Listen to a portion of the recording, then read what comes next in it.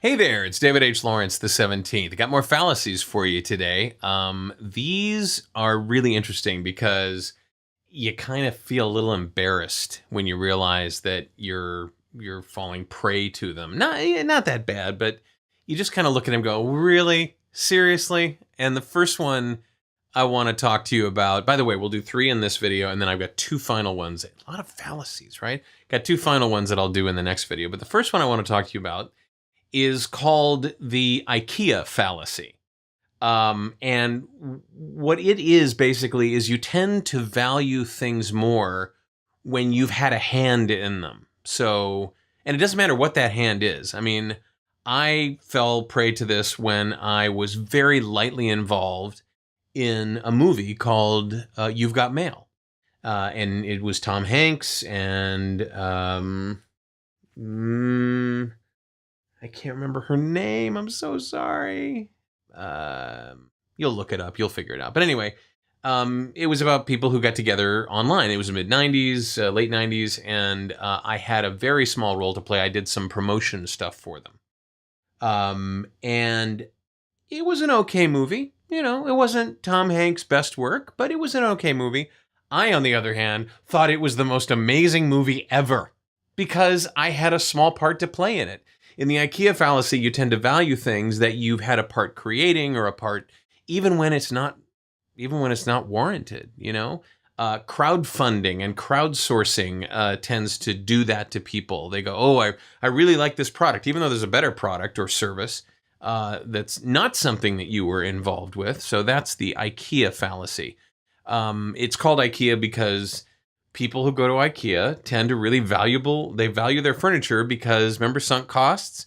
Yeah, they put all that time and effort into building that bookcase or building that bed or building that whatever they bought at IKEA. And so it's great because they had a hand in doing it. So that's the IKEA fallacy. Then there's the hindsight fallacy. And these last 2 fallacies are actually related, but they're different, and the difference is important. The hindsight fallacy is our tendency to look at things that have happened in the past as something we could have predicted. You know, I knew it all along, but we didn't. But we could have, but we didn't. But we could have, but we didn't. But we could have. We oversimplify those things in terms of cause and effect because, hey, we should have known better, right? We should have known that that was going to happen. And I don't want to be embarrassed in thinking I didn't know that that was going to happen because that's kind of obvious in hindsight. That's why it's called the hindsight fallacy, right? So when you look back at something and you go, yeah, well, any dummy could have known that. So think about how it affects your decision making when dealing with similar issues that are current or in the future. And then kind of akin to that, but different than that, is the choice supportive fallacy. And the choice supportive fallacy isn't, anybody would have known that, I could have known that, but you did know that. And so because you did know something about that situation, the choice that you made there is the choice that you may make in the future, even though it's not the best one, right? We will promote and give value to the choices we made that turned out to be good. And I mean, a simple example of this is, you know, you flip a coin and you think while it's in the air, that's going to be heads. And it was heads. Well, would you say in the future, if you flip the coin, that you should go with heads? I mean, there are people that believe heads come up more often than tails, which is kind of nutty, but, you know.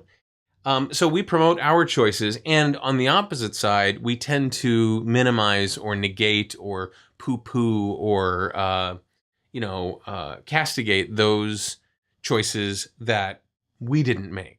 And who would make that choice, really? Come on now. Because you made the other choice, right? And usually it's binary choices involved here, but it could be more than 2 choices. So there you go. You got the IKEA fallacy, that people value things that they've been involved with more than they might otherwise. The hindsight fallacy, oh, anybody would have known that, of course. Yeah, absolutely. And then the choice supportive fallacy. Well, I picked this before, so I'm going to pick this again, right? So those are the 3 fallacies. 2 more in the next video. It's like I like collecting these things. When I was a kid, my dad was a truck driver, And one of the things that I remember that was nice about him being a truck driver is he would go out on the road. He was an over-the-road truck driver. He'd be gone for 3 or 4 days at a time. And when he would stop at rest stops or diners to eat, he would ask the waitress for a clean, paper placemat, right? They always had paper placemats with goofy stuff on it. There were puzzles, or there was, the local, something about the restaurant. Maybe it was the menu of the restaurant. Anyway, and he would bring them home. And he was careful not to fold them.